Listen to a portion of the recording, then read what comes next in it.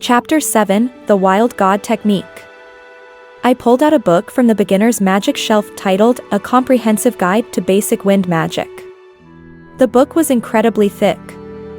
I browsed the table of contents. It covered an overview of wind magic, how to use it, a complete list of beginner wind spells, and examples of their applications. I settled down in a well-lit spot and eagerly started reading. As it turned out, wind magic was straightforward. It involved chanting specific incantations to harness the wind elements in nature to achieve the caster's purpose, provided they possessed adequate magical power and mental focus. I tried chanting, "Wind of Freedom, heed my call, gather as a shield against all harm. Air barrier." As soon as I finished the incantation, the air in front of me accelerated, forming an invisible wall of wind.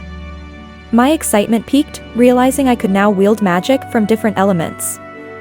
I dedicated an entire day to practicing every beginner wind spell, mastering them quite well. At some point, someone left food and water near the staircase for me. After finishing my meal and glancing through the ventilation gaps, I realized it was already dark outside. The library's light mainly came from magical stones. I cast a basic wind spell, Soar, and started moving quickly across the library's 8 floors. Even though it was called a Soar, it didn't allow me to fly but merely enhanced my movement speed. Not wanting to damage anything in the library, I avoided trying any offensive spells. After playing around a bit more and ensuring I had memorized all the wind incantations, I paused for a breather. What I didn't realize was that my training in the Heavenly Demon technique over the past 4 years had already endowed me with magical power equivalent to an advanced mage. This explained my ease with the basic wind spells. Having mastered wind magic, I was curious about spells from other elements. I picked up a beginner's book on fire magic. My days became a routine of practicing magic during the day and training in my Heavenly Demon technique at night. After 5 days, I mastered the basic spells of the wind, fire, earth, and water elements. I struggled with the light element, possibly because it clashed with my Heavenly Demon technique. Nonetheless, I was satisfied with my progress. Upon completing my mastery of the basic spells from the 4 elements, I began exploring intermediate magic.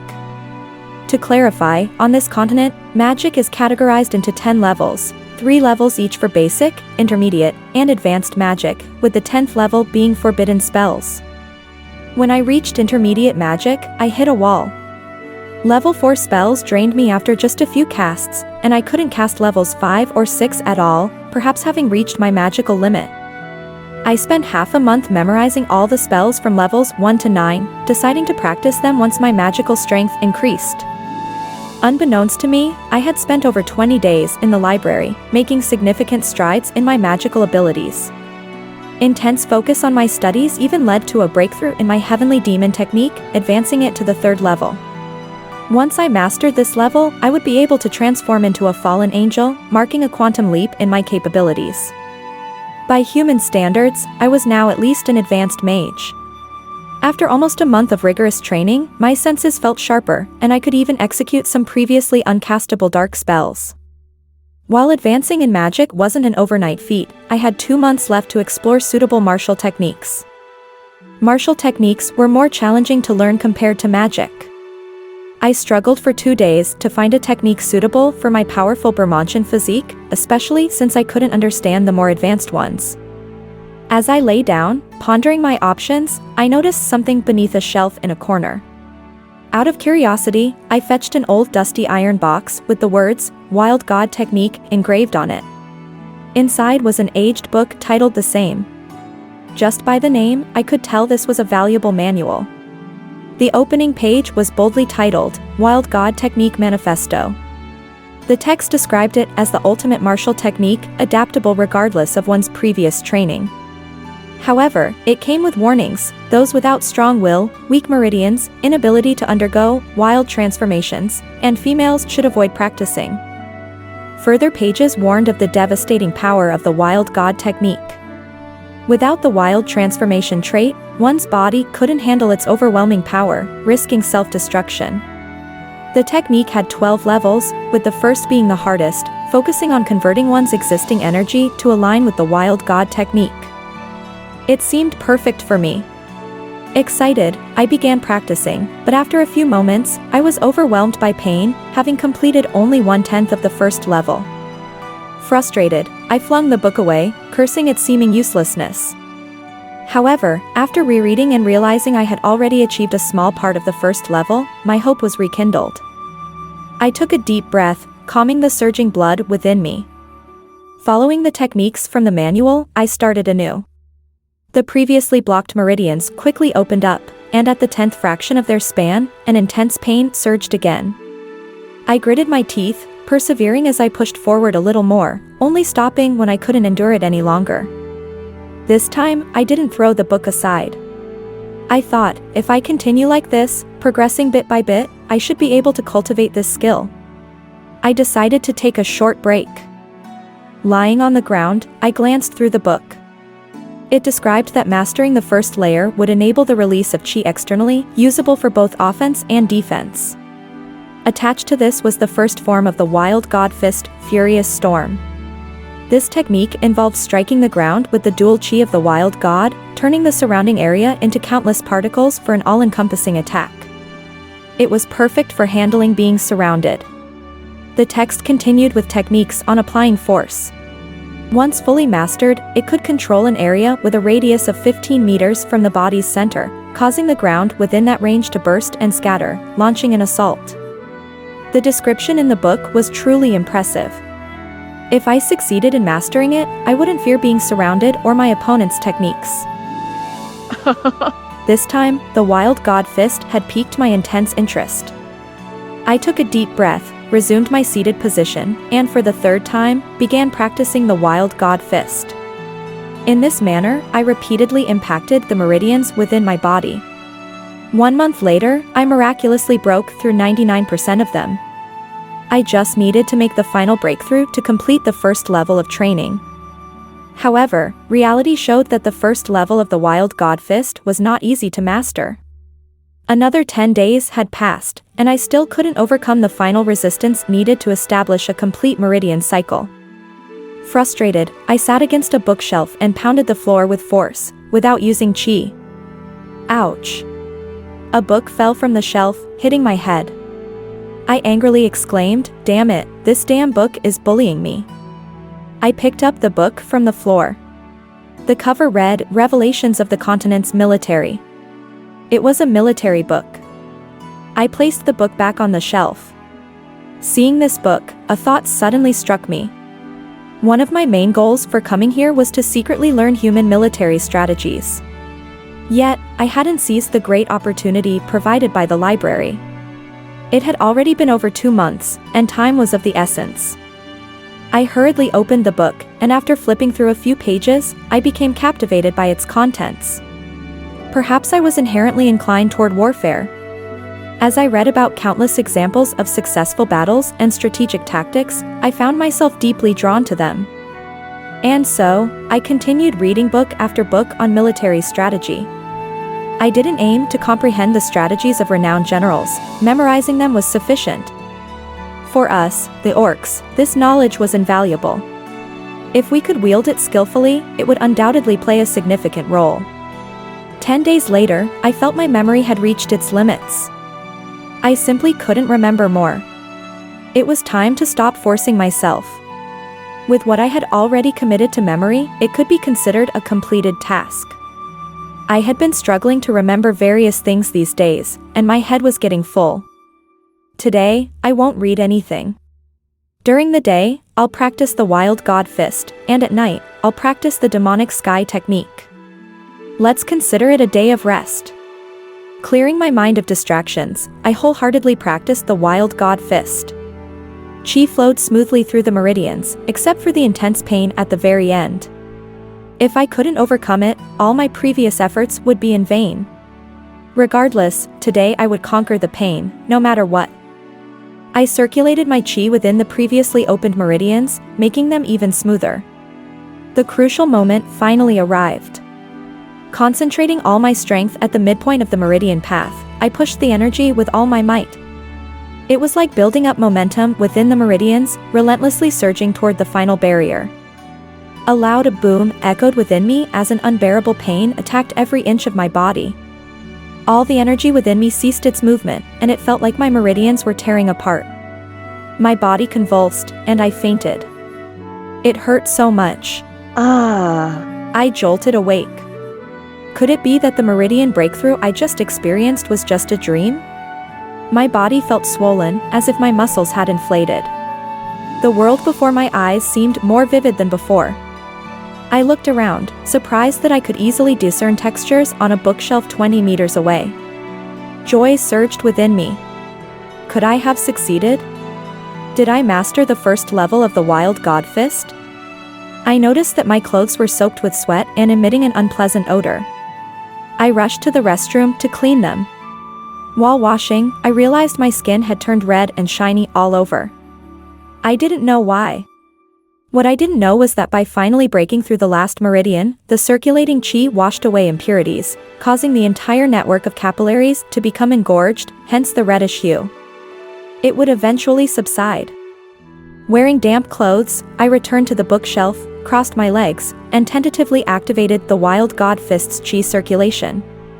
Surprisingly, the qi flowed 3 times faster than before. When it reached the final barrier, it effortlessly passed through. A sense of comfort swept over my entire body, and it felt as though the qi had grown stronger. I had really succeeded. But no, I needed to practice more to solidify my progress. And so, I entered a meditative state and practiced the Wild God Fist's techniques for a total of 49 cycles. My body was full of qi, bringing an indescribable sense of comfort. A belligerent desire seemed to lurk within the Wild God's qi, urging me on. Taking a deep breath, I stored the circulating qi in my dantian. Opening my eyes, I felt an inexhaustible strength coursing through my body. With a slight activation of my qi, it obediently concentrated where I willed it to go. This feeling was truly wondrous. Looking through the window, I noticed it was evening. My clothes had long dried, it seemed a considerable amount of time had passed. I stretched lazily, eager to test my progress and see the power of the Wild God Fist. Suddenly, my stomach growled loudly. I was so hungry. It had only been a day without food. Why was I this hungry? I rushed to the stairs, relieved to find tonight's meal still there. I devoured it hungrily, comforting my growling belly. Tonight, I decided to skip practice. I had made significant progress, and I needed to give myself some rest. The next day, I woke up and calculated that there were about 10 days left until the end of the restriction. I spent 2 days rapidly reviewing the memorized spells and military theories. To my surprise, my memory was still quite good. I hadn't forgotten most of what I had learned. Since mastering the first level of the Wild God Fist, I had noticed that the speed at which magic power gathered had increased significantly.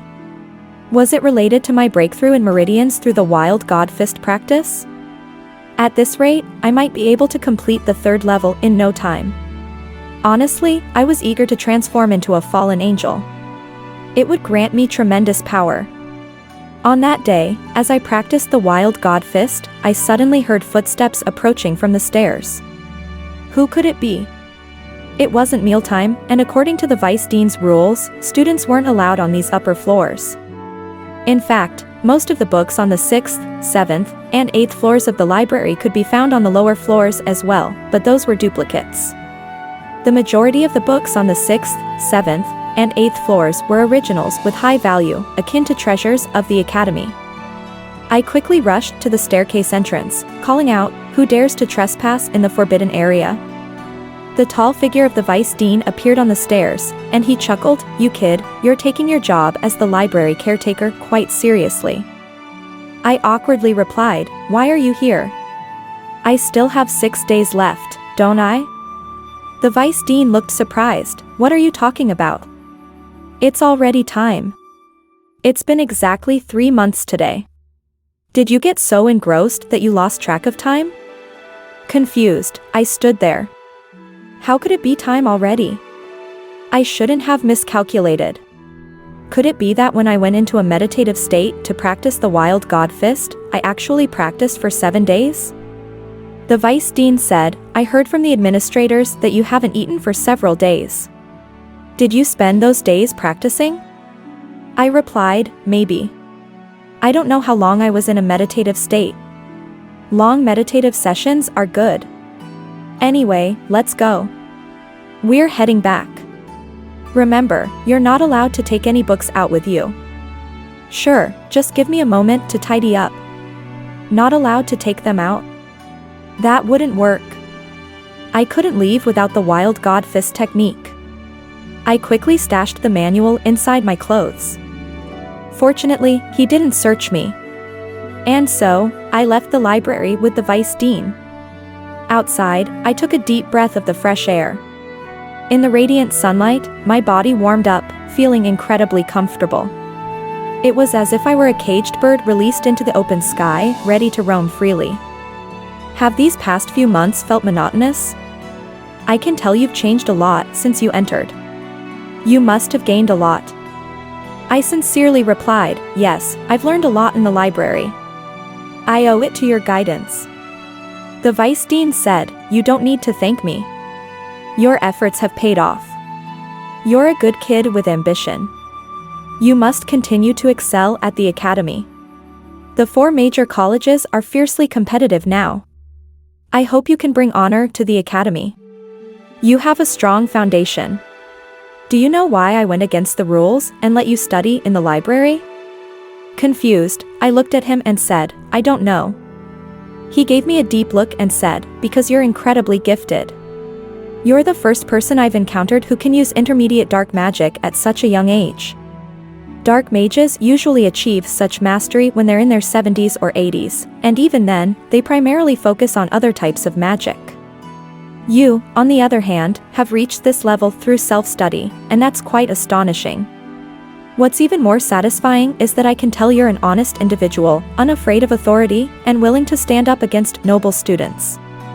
That's why I want to cultivate you into one of the outstanding members of the new generation. I hope you can become a dragon knight in the future. I believe you can do it. I thought to myself, if only you knew that I'm an orc spy, I wonder how you'd react. But I replied, thank you for trusting me. I won't let you down. The vice dean smiled in satisfaction and said, rest today. Tomorrow, you can return to classes. Your teacher seems to like you a lot, he's asked for you several times. Don't mention the fact that I confined you to the library to anyone. It's against the rules, and only I and the dean know about it. Understand? I nodded and said, you can count on me. Since you've treated me so well, how could I cause you trouble? That's good to hear. Go back to your dormitory. I need to return to my office. Parting ways with the vice dean, I didn't return to the dormitory. Instead, I went to the stable to see my black dragon. As I approached the stable, I heard the sound of silver bells ringing from within. Who could be laughing here? Was it Purple Snow? I entered the stable and, as I suspected, it was her. She was hugging the massive head of the black dragon, and the dragon playfully licked her with its large tongue. She giggled and dodged its affectionate gesture. It seemed that she and the black dragon had a good rapport. She was truly a kind-hearted young girl, and I owed her thanks for feeding the dragon during my absence. The black dragon noticed my arrival first and greeted me with a cheerful snort. Purple Snow turned around upon hearing the dragon's reaction. When she saw me, her face turned red. Blushing and slightly embarrassed, she said, "You're back." I nodded in response and walked up to the black dragon. I patted its large head and said, "You rascal, you've been eating a lot lately, haven't you? You've gained quite a bit of weight."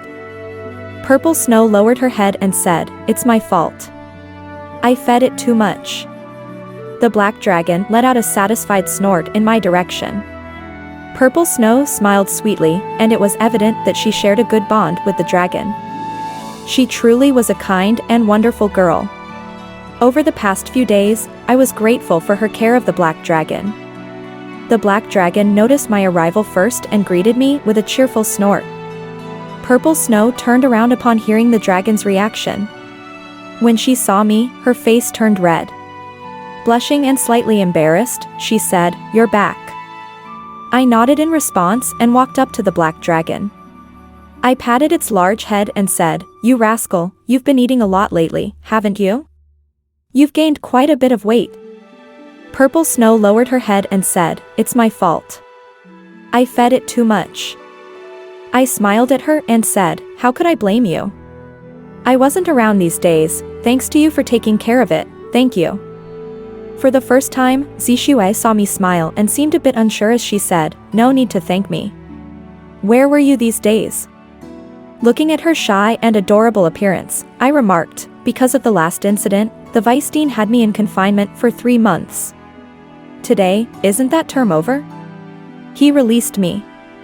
It's all my fault. You suffered a lot because of me." She lowered her head even further. With a slight sigh, I responded, "No, I want to thank you. If it weren't for you, I wouldn't have had this opportunity." Curiously, she asked, "What opportunity?" Suddenly realizing I had let something slip, I quickly tried to remedy it. I mean, during this confinement, I've been able to practice diligently for 3 months. My skills have improved quite a bit, so I wanted to thank you. Are you interested in going out to ride the black dragon with me?" Excitement flashed in her eyes briefly, but it dimmed quickly as she said, "Maybe it's better not to. If someone sees us, they might cause trouble for you."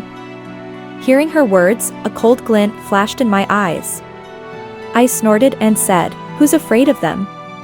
If they don't come looking for me, I'll go find them to settle the score. If I'm not afraid, why would you be? So, are you going or not?" She looked at me, her cold and proud demeanor returning. A hint of confusion flickered in her eyes, and almost involuntarily, she said, "I'll go." She realized what she had just agreed to, and a new blush adorned her beautiful face. I smiled faintly, lifting her onto the back of the black dragon, eliciting a surprised exclamation from her. "Let's head outside the city, where the black dragon can run freely," I suggested. She frowned, "But the academy doesn't allow students to leave without permission." With a mysterious smile, I replied, "Well, we can sneak out. Just come with me." Author's note, it's practically kidnapping a minor. Guiding the black dragon to a wall about 3 meters high, I instructed her, "Climb onto the black dragon and close your eyes." With my protection, she smoothly mounted the dragon's back. Due to her regular feeding, the black dragon offered no resistance. Obediently, Zixue closed her cute, large eyes. Secretly casting a levitation spell on myself to reduce the weight burden, I swiftly slipped out of the saddle and shouted, "Up!" Lifting the black dragon with one hand, I used my legs to push off the courtyard wall and floated smoothly out of the academy. Zixue felt as if she were soaring through the clouds and mist. When she opened her eyes, she was already outside the academy. I leaped onto the horse, telling her, "Hold on tight. We're about to depart." Zixue quickly grabbed onto the saddle beam, and with a tap of my legs on the horse's belly, the black dragon understood and surged forward. Zixue closed her eyes in fear. I led Zixue out of the city gates in no time, entering the outskirts. The black dragon had finally come out for a run, letting out a triumphant roar. Gradually, I pushed its speed to the limit, causing the surrounding scenery to blur as we sped past. Zixue clung tightly to me, her face turning pale from the fear, the strong wind whipping at us bringing an indescribable delight. Feeling like we had traveled a great distance, I slowed the black dragon down and said to the girl in my arms, "Okay, open your eyes. We've slowed down now." Zixue finally opened her adorable big eyes, only to find herself tightly nestled in my embrace. One of my large hands was wrapped around her waist, causing her to blush and bury her face in my chest shyly with a soft whimper. Her cute reaction made me burst into laughter, and I realized I was beginning to like this adorable little creature. I guided the black dragon back on a leisurely journey, and Zixue gradually calmed down. Smiling, she said, "The air here is so nice. Look at those birds over there, chirping so happily. You know, Lei Yun, I like seeing you smile. You're quite intimidating when you're all cold." Her words stirred up the emotions I had buried deep inside. I sighed softly, saying, "If you had experienced my childhood, you would understand why I am the way I am." With her bright, watery eyes, she looked at me and said, "Can you tell me? It'll make you feel better if you let it out." I shook my head and replied, not now. Maybe later, when there's an opportunity. I'll tell you then. Understanding, Zixue didn't press further, leaning against me instead. I gently embraced her slender waist, savoring the tranquility of the moment. Suddenly, another beautiful figure appeared in my mind. She was dressed in a white nurse's uniform. It was Kaylin. It had been 3 months since I last saw her. I wondered how she was doing. The memory of her lively presence brought a smile to my face. I needed to find an opportunity to meet her. After all, she had given me a glimmer of warmth during my darkest times. But what about Zixue? I couldn't help but feel a sense of turmoil. I realized I couldn't let go of either of them. Thinking about it, I sighed inwardly. What's the use of dwelling on these thoughts? I don't belong here. One day I will have to return to the orc realm. I can't drag them into this mess. My heart was tainted with a bitter taste. Zixue looked up at my handsome face and asked, "What's wrong? Are you thinking about something unpleasant again? By the way, did you know? Today is the first time I skipped class." I had planned to go back to class after feeding the black dragon. I chuckled and said, "So, you're a good girl now?" Zixue replied, "Of course, I'm very well behaved. Can I ask you a question?" Zixue blinked her eyes and said, "Go ahead and ask." In a calm tone, I asked, "What would you do if, and I mean if, one day I left here and never came back?" Zixue sat up straight, her eyes fixed on me, her eyes reddening, and tears glistening. She looked at me but didn't say anything. I, who had never experienced such a scene before, was suddenly flustered. Nervously, I asked, "What's happening? Why are you reacting like this?" Through her tears, Zixue cried out, You're treating me the same way others have. You don't want me anymore? Why would you ask such a question?" I thought, who treated you that way? I haven't done anything. Of course, I couldn't say this out loud. Instead, I hastily explained, I meant, what if, I didn't mean it for real. With a heartfelt look, Zixue gazed at me and said, "No matter where you go, I'll follow you." I hadn't expected the usually shy Zixue to speak so directly about her feelings. It warmed my heart, and I embraced her tightly, planting a deep kiss on her small lips. At first, she trembled, but then she closed her eyes and let me kiss her. I savored the sweetness on her lips, deeply immersed in the moment. After a while, I let her go, looking into her dazed eyes with tenderness. Her adorable face was flushed, captivatingly charming. With determination, I said to her, "As long as you stay with me, no matter where I go, I'll take you with me. This is my promise to you." She nodded gently and said coyly, "You better remember what you said." Then, she nestled into my broad chest, closing her eyes. By the time we returned to the academy, she had fallen asleep. Observing her adorable sleeping face, I gently caressed her smooth cheek. For the first time in my life, my heart was filled with tenderness. It told me that I needed to protect this lovely angel for the rest of my life.